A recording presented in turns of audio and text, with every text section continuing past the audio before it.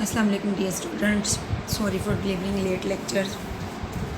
आप लोगों को मैंने बताया हुआ है कि मेरी तबीयत बहुत ज़्यादा ख़राब रहती है, ठीक है। मेरा कैंसर का ट्रीटमेंट चल रहा है और जिसकी वजह से मुझे कीमो लगती है, तो मुझे कीमो लगने की वजह से मेरी तबीयत बहुत ज़्यादा ख़राब हो गई थी। इसके वजह से मैं लेक्चर डिलीवर नहीं कर पाई। लास्ट टाइम मैंने आप लोगों को जो टॉपिक करवाया था वो लैंग्वेज ट्रांसलेटर्स था, ठीक है। आई होप कि आप लोगों को अच्छी तरह से समझ आ गया होगा। आज का जो टॉपिक है, आज मैं आप लोगों को करवाऊँगी unstructured and structured programming languages के बारे में बताऊँगी और मैं हिस्ट्री बताऊँगी सी लैंग्वेज की कि सी लैंग्वेज कैसे डेवलप हुई। उसके बाद हम एडवांटेजेस देखेंगे सी लैंग्वेजेस के, ठीक है। आई होप कि आप लोगों को समझ आ जाएगा, इतना ज़्यादा मुश्किल नहीं है। अच्छा, हम अब देखते हैं, अपने टॉपिक पे आते हैं कि अनस्ट्रक्चर्ड स्ट्रक्चर्ड प्रोग्रामिंग लैंग्वेजेस क्या होती हैं। अब हम इसकी डेफिनेशन पे आते हैं। अनस्ट्रक्चर्ड प्रोग्रामिंग लैंग्वेज की डेफिनेशन क्या है। अ प्रोग्रामिंग लैंग्वेज वो programming language in which the entire logic of the program is written as a single continuous, मतलब unbroken blocks is called unstructured programming language. वो ये कह रहे हैं कि वो प्रोग्रामिंग लैंग्वेज जिसके अंदर हम एक पूरे का पूरा program as a single continuous block के तौर पे लिखें, मतलब उसमें एक ही ब्लॉक हो, सारे के सारे स्टेटमेंट्स उस ब्लॉक के अंदर लिखी जाएं, चाहे वो 10 स्टेटमेंट्स है, चाहे वो 100 है, चाहे वो 1000 स्टेटमेंट्स है। उस ब्लॉक के अंदर जो स्टेटमेंट्स हम लोग लिखेंगे वो आप लोगों की, ठीक है, अनस्ट्रक्चर्ड प्रोग्रामिंग लैंग्वेजेस कहलाएंगी। उसके अंदर हम ये कह लेंगे अगर 1000 स्टेटमेंट्स, हम 1000 कंटिन्यूस स्टेटमेंट्स लिखते जाएंगे। हम कहीं भी क्या करेंगे, उन स्टेटमेंट्स को अब ये कह लें कि चेंज नहीं करेंगे। यहाँ मैं आप लोगों को एग्जाम्पल देती हूँ। देखिए, अब यहाँ पे एक ब्लॉक बनाया हुआ है मैंने, ठीक है। इसमें 8 स्टेटमेंट्स लिखी हुई हैं अनस्ट्रक्चर्ड प्रोग्रामिंग लैंग्वेजेस में।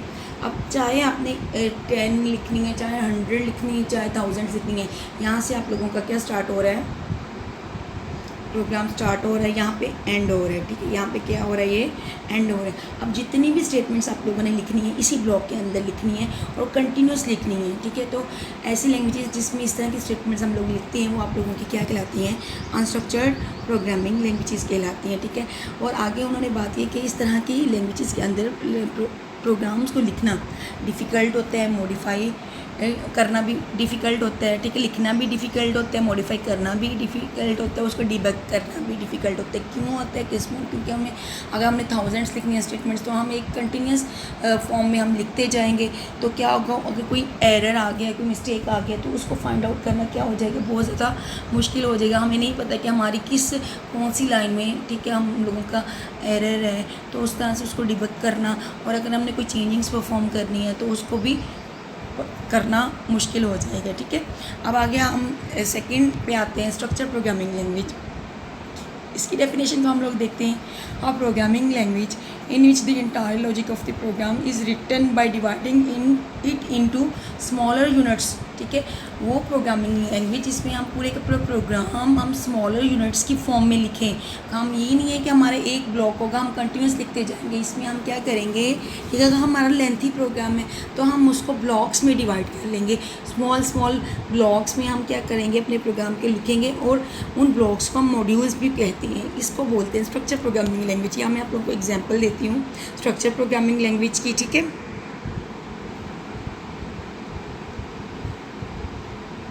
यहाँ पे देखें, मैंने क्या, अगर मेरा बहुत ज़्यादा लेंथी प्रोग्राम है तो मैं बजाय इसके कि उसको कंटिन्यूस लिखूँ, तो मैंने क्या किया, स्मॉल ब्लॉक्स बना लिए।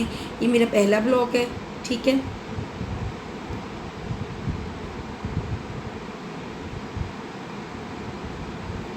ठीक है, ये मेरा पहला ब्लॉक है, ये सेकंड ब्लॉक है, ये थर्ड है, ये फोर्थ है, फिफ्थ है। इस तरह से मैंने क्या किया, छोटे छोटे ब्लॉक्स बना लिए हैं। ब्लॉक्स में प्रोग्राम्स को लिखना, स्मॉल ब्लॉक्स में प्रोग्राम्स को लिखना ज़्यादा आसान होता है एज़ कम्पेयर टू, ठीक है, हम पूरे का पूरा प्रोग्राम एक ही ब्लॉक में कंटिन्यूस स्टेटमेंट्स की फॉर्म में लिखें। उसमें प्रोग्राम्स को लिखना मुश्किल भी होता है, उसको मॉडिफाई और डिबग करना भी मुश्किल होता है। लेकिन अगर हम ब्लॉक्स की फॉर्म में अपने पूरे के पूरे प्रोग्राम्स को डिवाइड कर लें तो प्रोग्राम्स को राइट करना, अगर कोई एरर है उसके अंदर तो उसको, ठीक है, फाइंड आउट करना, हमें इसमें ये पता चल जाएगा कि हमारे किस ब्लॉक में एरर है, सेकंड में है, थर्ड में है। तो हम एज अ होल सारे का सारा प्रोग्राम नहीं देखेंगे, हम उस स्पेसिफिक ठीक है ब्लॉक को देखेंगे, हम उस स्पेसिफिक ब्लॉक को देखेंगे। अगर मेरा एरर है किसमें, फिफ्थ ब्लॉक में है, तो मैं इस फिफ्थ ब्लॉक को चेक करूँगी, बाकी ब्लॉक्स को नहीं चेक करूँगी। तो इस तरह से प्रोग्राम्स को मॉडिफाई करना और डिबग करना, एरर्स को फाइंड आउट करना आसान हो जाएगा। अगर मैंने ब्लॉक 1 में कोई चेंजेस करनी है तो मैं ब्लॉक 1 में करूँगी, बाकी प्रोग्राम को मैं छेड़ूंगी नहीं। ठीक है, तो ये हम लोगों का क्या है, स्ट्रक्चर प्रोग्रामिंग लैंग्वेज है। ठीक है, इस तरह की जो टेक्निक होती है उसको हम लोग स्ट्रक्चर प्रोग्रामिंग लैंग्वेज बोलते हैं। ठीक है, इनको हम मॉड्यूल्स भी बोलते हैं। इन अ सी के अंदर ये जो स्मॉल यूनिट्स होते हैं, हम स्मॉल ब्लॉक्स में यूनिट्स में हम डिवाइड कर देते हैं, इनको हम फंक्शन बोलते हैं। फंक्शन के कंप्लीट टॉपिक है, इंशाल्लाह हम लोग अगले आने वाले चैप्टर्स में हम लोग इसको कवर करेंगे। ठीक है, यहाँ पे फंक्शन की डेफिनेशन दी हुई है, मैं रीड कर देती हूँ, इंशाल्लाह इसकी डिटेल आप लोगों को आगे जाके समझाऊंगी। A function is written separately to perform a specific task. यहाँ पे वो ये कह रहे हैं कि अगर कोई टास्क स्पेसिफिक टास्क आपने परफॉर्म करना है, ठीक है, फॉर एग्जाम्पल है आप लोगों का, हम लोग प्रोग्राम लिख रहे हैं, मैं एक छोटी सी एग्जाम्पल देती हूँ। स्टूडेंट्स का ही प्रोग्राम लिख रहे हैं हम लोग, स्टूडेंट्स का डाटा एंटर कर रहे हैं, हम लोगों ने स्टूडेंट्स के मार्क्स कैलकुलेट करते हैं, हमें बार बार ज़रूरत पड़ रही है उनके मार्क्स को कैलकुलेट करने के लिए, तो हमें बार बार ज़रूरत पड़ रही है एक चीज़ की, तो हम क्या करते हैं उसको एज अ फंक्शन हम क्या करेंगे, सेपरेट लिख के रख लेंगे, जब हमें ज़रूरत पड़ेगी हम उसको कॉल कर लेंगे। यहाँ पे यही चीज़ उन्होंने बताई है। अगर आप लोगों को अभी समझ नहीं आती, इंशाल्लाह जब हम कंप्लीट फंक्शंस को पढ़ेंगे तो आप लोगों को डिटेल्स समझ आ जाएगी। ईच फंक्शन, हर फंक्शन के एक यूनिक नेम होते हैं। ठीक है, जब भी हम उस फंक्शन को कॉल करते हैं तो वो क्या होता है, उस नाम से कॉल होते हैं। It is called for execution in the main body of the program with reference to its name. अब यहाँ पे कह रहे हैं कि जो फंक्शंस प्रोग्राम्स हम स्ट्रक्चर प्रोग्रामिंग लैंग्वेज में लिखते हैं उनको क्या करना है, मॉडिफाई करना। वही मैं बता चुकी हूँ पहले, डिबग करना आसान होता है।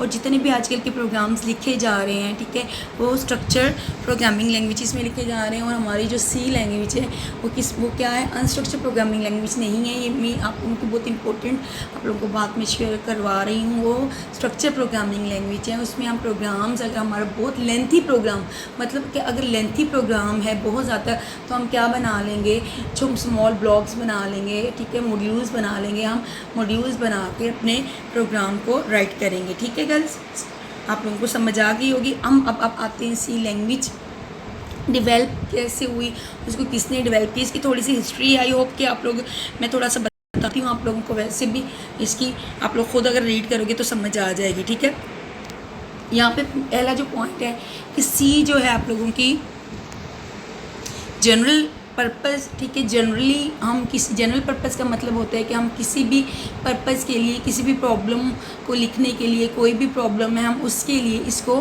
क्या कर सकते हैं, इसी को यूज़ कर सकते हैं। मैंने पहले जब, अगर आप लोगों को गर्ल्स आप याद होगा, मैंने हाई लेवल लैंग्वेजेस के बारे में बताया था, कुछ हाई लेवल लैंग्वेजेस का बताया था, कबोल, पास्कल, फोर्ट्रॉन।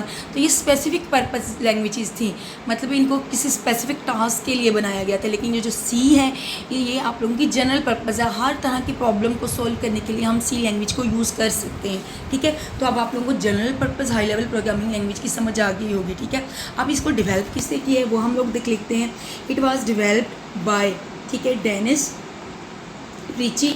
ठीक है, डेनिस रिची ने इसको डेवलप किया। कहाँ पर डेवलप किया, एट एंड टी बेल लेबोरेटरीज में। और कब डेवलप किया, 1972 में। ठीक है, अब अच्छा, ये लैंग्वेज किस लैंग्वेज से ड्राइव की गई है, ये अक्स की गई है। इससे पहले कौन सी लैंग्वेज थी, ठीक है, उसको हम लोग देख लेते हैं। इस बार drive from an earlier programming language, ठीक है, नेम्ड बी। मतलब सी से पहले एक लैंग्वेज बी थी। ठीक है, बी लैंग्वेज यूज़ होती थी, बी लैंग्वेज से आप लोगों को सी लैंग्वेज डेवलप हुई। पहले बी लैंग्वेज थी, वहाँ से उसके कुछ फीचर्स उसमें ऐड करके बी लैंग्वेज में, ठीक है, उसको सी लैंग्वेज का नाम दे दिया गया। ठीक है, बी लैंग्वेज उसको बी लैंग्वेज को किसने डेवलप किया था, कैन थॉमसन ने डेवलप किया था इन 1970 के अंदर। These language provided the basis. ठीक है, ये वो लैंग्वेज है जो आपको सी लैंग्वेज की बेस प्रोवाइड कर रही है। ठीक है, अब सेकंड आप लोगों को क्या है कि इन द पास्ट, माजी के अंदर सी लैंग्वेज के, अब तो ये जनरल पर्पस लैंग्वेज है, लेकिन इन दी पास्ट, माजी में सी लैंग्वेज को किस पर्पस के लिए यूज़ किया जाता था वो हम लोग देखते हैं। C language was mainly use for writing system software. System softwares का आप लोगों को स्टूडेंट्स अच्छी तरह से पता होगा, मैंने लास्ट टाइम भी बताया था और मैंने फर्स्ट ईयर में भी आप लोगों को सिस्टम सॉफ्टवेयर्स का बताया था। तो सिस्टम सॉफ्टवेयर्स को राइट करने के लिए यूनिक्स ऑपरेटिंग सिस्टम को यूज़ करते हुए हम लोग सी लैंग्वेज को यूज़ करते थे। अब सिस्टम सॉफ्टवेयर्स आप लोगों को क्या है, मैंने एग्जांपल दी थी आप लोगों को, as all complete operating system जो है वो आप लोगों की सिस्टम सॉफ्टवेयर की कैटेगरीज में आते हैं। आप लोगों के कंपाइलर्स, लैंग्वेज ट्रांसलेटर्स, ये सिस्टम सॉफ्टवेयर्स की कैटेगरीज में आते हैं, और यूटिलिटी प्रोग्राम्स, ठीक है। अब दीज सिस्टम सॉफ्टवेयर्स आप और ऑपरेटिंग सिस्टम्स, ये यहाँ पे वही बात की है कि ऑपरेटिंग सिस्टम्स, कंपाइलर्स और यूटिलिटी प्रोग्राम्स अगर इनको किसी को भी डेवलप करने हैं इन दी पास्ट, तो हम उसको डेवलप करने के लिए, डेवलप करना मतलब उसको बनाने के लिए हम सी लैंग्वेज को यूज़ करते थे। और कौन से ऑपरेटिंग सिस्टम को यूज़ करते हुए हम लोग सी ये सारे के सारे सिस्टम और प्रोग्राम्स डेवलप करते थे, यूनिक्स ऑपरेटिंग सिस्टम को। और एक और बात मैं आप लोगों को बताऊं, यूनिक्स ऑपरेटिंग सिस्टम खुद बजाते खुद इसको डेवलप किया गया है सी लैंग्वेज को यूज़ करते हुए। Unix operating system and its tools were also written in C. देखें, इस लैंग्वेज का बहुत पावरफुल, यूनिक्स ऑपरेटिंग सिस्टम बहुत पावरफुल ऑपरेटिंग सिस्टम है। यूनिक्स ऑपरेटिंग सिस्टम को भी सी लैंग्वेज के अंदर ही डेवलप किया गया है, ठीक है। और फिर यूनिक्स ऑपरेटिंग सिस्टम को यूज़ करते हुए जितने भी सिस्टम सॉफ्टवेयर्स हैं, सिस्टम प्रोग्राम्स हैं, वो सारे के सारे सी लैंग्वेज को यूज़ करते हुए डेवलप किए गए। ये पास्ट की बात है। अब हम आज पे आते हैं। Today C is the most popular programming language. C बहुत ज़्यादा पॉपुलर प्रोग्रामिंग लैंग्वेज आजकल हो गई है। It is preferred by many programmers for developing all types of application programs. मतलब जितनी टाइप्स की भी आप लोगों ने एप्लीकेशन प्रोग्राम्स को डेवलप करने हैं, चाहे वो एप्लीकेशन प्रोग्राम्स किसी भी टाइप की हैं, ठीक है, उसको डेवलप करने के लिए हम लोग, ठीक है, हम लोग सी लैंग्वेज को यूज़ कर सकते हैं। मैंने स्टार्ट में बताया था कि सी आप लोग की जनरल पर्पज़ प्रोग्रामिंग लैंग्वेज है। कोई भी टास्क परफॉर्म करना है, कोई भी प्रॉब्लम सॉल्व करनी है, उसके लिए हम सी लैंग्वेज यूज़ कर सकते हैं, ठीक है। अब यहाँ पे उन्होंने बताया कि किस टाइप के एप्लीकेशन प्रोग्राम्स का हम डेवलप कर सकते हैं। वर्ड प्रोसेसिंग प्रोग्राम्स, ठीक है, spreadsheet programs, database systems, games वगैरह, ये सारे के सारे प्रोग्राम्स को राइट करने के लिए हम सी लैंग्वेज को यूज़ कर सकते हैं। इसके अलावा इसकी बहुत इंपॉर्टेंट और पावरफुल जो इसकी बात है वो क्या है कि हम इसके थ्रू इलेक्ट्रॉनिक डिवाइसेस को भी कंट्रोल कर सकते हैं सी लैंग्वेज के through. Electronic devices for example आपके घर का फ़ैन है, पंखा है, कोई और डिवाइस है इलेक्ट्रॉनिक, हम प्रोग्रामिंग करते हुए, बेटा अभी तो आप लोगों को कैसे कर सकते हैं, किस तरह से कर सकते हैं, ये बहुत एडवांस प्रोग्रामिंग लैंग्वेजेस होती है। हमने उस लेवल पे जाना ही नहीं है। हमने तो सिंपल प्रोग्रामिंग लैंग्वेजेस, सिंपल किस तरह से प्रोग्राम राइट करते हैं, उसके बेसिक फंक्शनैलिटीज़ को देखने हैं। हमने एडवांस लेवल पे जाना ही नहीं है। एडवांस लेवल पे तो अगर आप लोग मास्टर्स की बेस पे आप लोग एमफिल करते हैं, उस लेवल पे आप लोग अगर इसको सिलेक्ट करते हो तो तब उस लेवल पे जाके आप लोग करते हो। मतलब वो ये बता रहे हैं कि इसमें इस हद तक हम प्रोग्रामिंग कर सकते हैं, ये इस हद तक पावरफुल लैंग्वेज है, ठीक है। जैसे जैसे एज टाइम पास, जैसे जैसे टाइम गुजरता गया इसके अंदर न्यू फीचर्स हम लोग ऐड करते गए, ठीक है। जो पहले की जो सी लैंग्वेज थी वो आप लोगों की क्या थी, मशीन डिपेंडेंट थी, ठीक है।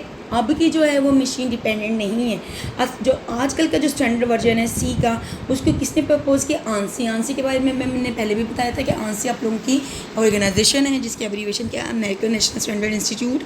आंसी ने क्या किया, स्टैंडर्ड वर्जन डेवलप किया। स्टैंडर्ड वर्जन वो वर्जन होता है जो ओवरऑल दी वर्ल्ड जिसको यूज़ किया जाता है, मतलब सी लैंग्वेज को दुनिया के अंदर कहीं भी अगर यूज़ किया जा रहा है, ठीक है, उसमें हम सेम रूल्स को फॉलो करेंगे, ठीक है। तो वो स्टैंडर्ड वर्जन किसने डेवलप किया, आंसी वालों ने डेवलप किया। तो उसको हम क्या बोलते हैं, आंसी सी बोलते हैं, ठीक है। ये आप लोगों का आई होप कि हिस्ट्री भी समझ आ गई होगी। हम नेक्स्ट आते हैं एडवांटेजेस ऑफ सी लैंग्वेज। बहुत आसान है, कोई मुश्किल नहीं है, ठीक है। यहाँ पे क्वेश्चन 10 और क्वेश्चन 11 है। क्वेश्चन 11 आप लोगों के असाइनमेंट्स हैं, वो आप लोग खुद करोगे, उसको खुद रीड करोगे और मुझे बताओगे कि आप लोगों को समझ आई या नहीं आई। हम क्वेश्चन 10 पे याद रखते हैं कि एडवांटेजेस या कैरेक्टरिस्टिक्स क्या है सी लैंग्वेज के, हम उसको देख लेते हैं। पहला है ईजी टू अंडरस्टैंड, ठीक है। क्यों आसान है, क्योंकि ये स्ट्रक्चर प्रोग्रामिंग लैंग्वेज है। मैंने बताया कि स्ट्रक्चर प्रोग्रामिंग लैंग्वेज के अंदर प्रोग्राम्स को राइट करना, मॉडिफाई करना, डिबग करना आसान होता है as compare to unstructure programming language. क्योंकि हम इसमें अगर हमारा बहुत लेंथी, ठीक है, प्रोग्राम है तो उसको हम स्मॉल ब्लॉक्स में डिवाइड कर देते हैं, इसलिए ईजी टू अंडरस्टैंड है, ठीक है। समझ आ गई है, आई होप आप लोग इसको खुद रीड कर लोगे। एक ही लाइन में लिखा हुआ है मिडिल लेवल लैंग्वेज। अच्छा, ये बहुत इंपॉर्टेंट पॉइंट है, मिडिल लेवल लैंग्वेज। देखें, हमने तो 2 टाइप्स की लैंग्वेजेस पढ़ी थी ना, एक तो लो लेवल लैंग्वेजेस, एक हाई लेवल लैंग्वेजेस। ये मिडिल लेवल लैंग्वेज क्या होती है, आप लोग स्टूडेंट्स कंफ्यूज तो हो गए होंगे। अच्छा चले देखते हैं। मिडिल लेवल लैंग्वेज वो लैंग्वेज होती है जिसमें लो लेवल लैंग्वेज के फीचर्स भी हो और हाई लेवल लैंग्वेज के फीचर्स भी हो। मतलब अगर हमने उसमें काम करना है तो हमें लो लेवल लैंग्वेजेस के फीचर्स भी प्रोवाइड करें। मैंने लो लेवल लैंग्वेजेस का बताया था कि दो हैं, मशीन और असेंबली। तो हम इसको मिडिल लेवल लैंग्वेज इसलिए बोलते हैं कि इसमें अगर आपने देखिए इसमें मैंने आप लोगों को बताया था कि यूनिक्स ऑपरेटिंग सिस्टम को डेवलप किए जितने भी सिस्टम सॉफ्टवेयर्स हैं वो हम इसको राइट कर सकते हैं। दैट मीन ये लो लेवल लैंग्वेज के फीचर प्रोवाइड कर रही है। और जितने भी हाई लेवल लैंग्वेजेस हैं आप लोगों को मैंने बताया होगा वो सारे के सारे फीचर्स भी इसमें इसके फीचर्स हैं। अगर आपने कोई भी प्रॉब्लम को सॉल्व करना है, कोई भी अपने एप्लीकेशन प्रोग्राम्स राइट करने हैं तो हम इसको यूज़ कर सकते हैं। तो इसलिए हम इसको नॉर्मली तो ये हाई लेवल लैंग्वेज है लेकिन इस बेस पे कि इसमें ये हमें दोनों फीचर्स प्रोवाइड करती है, इस बेस पे हम इसको मिडिल लेवल लैंग्वेज भी बोलते हैं। यहाँ पे आप इसकी डिस्क्रिप्शन देखें। C language has combined features of low level language such as assembly language and some of high level language. ठीक है, therefore sometimes C language called middle level language. Most of the problems that can be solved using assembly language can also be solved in C language. मतलब बहुत सारी problem जो हम assembly language में solve कर सकते हैं वो C language में भी हम उसको सॉल्व कर सकते हैं, इसलिए हम इसको मिडिल लैंग्वेज बोलते हैं। मशीन इंडिपेंडेंट क्या है कि ये किसी भी मशीन पे डिपेंड नहीं करते। मैंने आप लोगों को बताया था कि आप लोगों की जो लो लेवल लैंग्वेजेस होती हैं, मशीन लैंग्वेज है और आपकी असेंबली लैंग्वेज है, ये मशीन डिपेंडेंट होती हैं। अगर हम किसी भी कंप्यूटर पे किसी भी ऑर्गेनाइजेशन के बने हुए कंप्यूटर, डेल है आप लोगों का, ठीक है, आप डेल कह लें, उसके अलावा आप लोगों का इंटेल है, अगर उन पर हम लोग कोई भी लैंग्वेज लिखते हैं, राइट करते हैं तो उन्हीं कंप्यूटर्स पर हम उनको चला सकेंगे, किसी और पे नहीं चला सकते। लेकिन ऐसा नहीं है, ये मशीन इंडिपेंडेंट है, ठीक है। इट मीन्स यहाँ पे उन्होंने एक एक्सप्लेनेशन किया that a program written in C language, एक C लैंग्वेज में लिखा हुआ प्रोग्राम किसी भी टाइप के कंप्यूटर पे चलाया जा सकता है, ठीक है। इसी को बोलते हैं मशीन इंडिपेंडेंट। अब आ जाते हैं बिल्ड इन फंक्शंस। मैंने आप लोगों को पहले बताया कि फंक्शंस क्या होते हैं कि फंक्शन किसी भी स्पेसिफिक टास्क को परफॉर्म करने के लिए हम फंक्शन राइट करते हैं, ठीक है। वो टास्क क्या हो सकता है कि आप लोगों ने मार्क्स कैलकुलेट करने हैं, आप लोग स्टूडेंट्स अपने मार्क्स कैलकुलेट करना चाह रहे हैं, अपनी एवरेज कैलकुलेट करना चाह रहे हैं, या आप लोग आप ये कह लें कि परसेंटेज कैलकुलेट करना चाह रहे हैं, स्पेसिफिक टास्क है। तो बहुत सारे इसके लिए अगर आप लोगों ने ये टास्क परफॉर्म करना है उसके लिए आप लोगों को फंक्शंस बनाने पड़ते हैं, ठीक है। अब C लैंग्वेज का एक और आप लोग ये कह लें कि अब एडवांटेजेस है या कैरेक्टरिस्टिक्स कह सकते हैं कि हमें ये बिल्ड इन फंक्शंस प्रोवाइड करती है। मतलब पहले से बने बनाए फंक्शंस हैं किसी भी टास्क को परफॉर्म करने के लिए, तो हम उन फंक्शंस को यूज़ कर सकते हैं, हमें खुद से अपना प्रोग्राम या फंक्शन बनाने की ज़रूरत नहीं है। Build in function, C language has large number of build in functions, ठीक है। The programmer uses most of these build in functions for writing source program. हम क्या करेंगे, उन फंक्शंस को यूज़ करेंगे, ठीक है। हम खुद से अपने फंक्शन नहीं बनाएंगे, पहले से बनाए हैं हम उनको। इस में आप ऐसे लूँगी, देखिए आप एक मार्केट में जाते हैं, आप अनस्टिच क्या लेते हैं, कपड़ा लेते हैं, उसको खुद बनाते हैं, या फिर आप क्या करेंगे, आप रेडीमेड स्टिच कपड़ा लेते हैं, आप उसको पहन लेते हैं। तो इसी तरह से क्या है, बिल्ड इन फंक्शंस भी उसी तरह से हैं कि आप स्टिच पहले से रेडीमेड आपका कपड़े आपने उनको लिया और आपने पहन लिया, बनाने की ज़रूरत ही नहीं। इसी तरह से बिल्ड इन फंक्शंस बने बनाए हैं, आपने उनको उठाया और यूज़ कर लिया, बनाने की ज़रूरत ही नहीं है, ठीक है। फिफ्थ फीचर है हार्डवेयर कंट्रोल। अच्छा, ये बहुत इंपॉर्टेंट फीचर है, इसके थ्रू मैंने बताया था कि हम इलेक्ट्रॉनिक डिवाइसेस को कंट्रोल कर सकते हैं, ठीक है। तो इसी तरह से कि हम हार्डवेयर, कोई भी हार्डवेयर है उसको कंट्रोल करना चाहते हैं तो हम इसके थ्रू C लैंग्वेज के थ्रू उसको कंट्रोल कर सकते हैं, ठीक है। The programmer can write programs in C to directly access या control the hardware components of the computer system. किसी भी कंप्यूटर सिस्टम में कोई इलेक्ट्रॉनिक डिवाइसेस है उनको कंट्रोल करना है, ठीक है, तो हम उसके अंदर प्रोग्रामिंग लिख सकते हैं। Easy to learn and use है, ठीक है। इसमें प्रोग्राम्स को लिखना आसान है as compare to assembly languages, ठीक है। अब बेसिस फॉर C++, ये एक इसका इंपॉर्टेंट फीचर है, बेसिस फॉर C++। देखिए C लैंग्वेज के बाद C++ है। आप ये कह लें कि ये C++ जो लैंग्वेज है वो ड्राइव्ड हुई है, जिस तरह से C लैंग्वेज ड्राइव्ड हुई थी D लैंग्वेज से, इस तरह से C++ ड्राइव्ड हुई है C से। मतलब C++ लैंग्वेज के अंदर C के फीचर्स भी ऐड हैं और उसके अपने एक्स्ट्रा फीचर्स भी हैं। तो today the most popular programming language is C++, ठीक है। C is the basis for C++, ठीक है। C++ की जो बेस है वो C है, ठीक है। The program structure of C, ठीक है, इज सिमिलर टू C++। जिस तरह भी C, आप ये कह लें कि C++ का जो स्ट्रक्चर है वो C के सिमिलर है, ठीक है। अगर आप लोगों ने C को सीख लिया, C लैंग्वेज को सीख लिया, तो C++ को सीखना कोई मुश्किल नहीं है। द स्टेटमेंट्स, कमांड्स, मेथडोलॉजीज़ जितनी भी C में यूज़ हो रही हैं वो सारे के सारे उसके फीचर्स C के वो C में भी ऑलरेडी हैं। तो हम ये कह सकते हैं कि अगर हम लोगों ने सी लैंग्वेज को लर्न कर लिया, सी प्लस प्लस को लर्न करना कोई भी मुश्किल नहीं है। नेक्स्ट फीचर है मॉड्यूलरिटी। ठीक है, मॉड्यूलरिटी का क्या मतलब है, मैंने कहा था कि हमारा एक लेंथी प्रोग्राम है, ठीक है, हम उसको बजाय इसके कि एक कंटिन्यूस ब्लॉक ऑफ स्टेटमेंट्स में लिखें, ठीक है, जैसे मैंने आप लोगों को लास्ट एग्जांपल दी थी, तो बजाय इसके हम उसके स्मॉल छोटे छोटे ब्लॉक्स बना देते हैं जिनको हम मॉड्यूल्स भी बोलते हैं। क्या बोलते हैं? मॉड्यूल्स। उस कॉन्सेप्ट को मॉड्यूलरिटी भी कहते हैं। ठीक है, C is a structure programming language. The programmer can divide the logic of the program into smaller units. ठीक है, यूनिट्स या मॉड्यूल्स, जो मैंने आप लोगों को पहले बताया था, उन मॉड्यूल्स को, these modules can be written and translated. वो मॉड्यूल्स उनको हम जब लिख लेंगे वो आप लोगों के अलहदा से सेपरेटली इंडिपेंडेंटली, ठीक है, उनको लिखा जाएगा, उनको ट्रांसलेट किया जाएगा। इस सारे के सारे कंसेप्ट को ये चीज़ें मैं पहले बता चुकी हूँ, मॉड्यूलरिटी बोलते हैं। तो इसमें मॉड्यूलरिटी का भी फीचर है। ठीक है, यहाँ तक आप लोगों के कैरेक्टरिस्टिक्स या आपके एडवांटेजेस सी के कंप्लीट हुए। अब अगला क्वेश्चन है कि वाई सी लैंग्वेज, हम लोग क्यों सी लैंग्वेज को यूज़ करते हैं मशीन लैंग्वेज की बजाय। ठीक है, ये कुछ उसके क्वेश्चन हैं, दो आप लोगों के बताए हुए हैं एडवांटेजेस।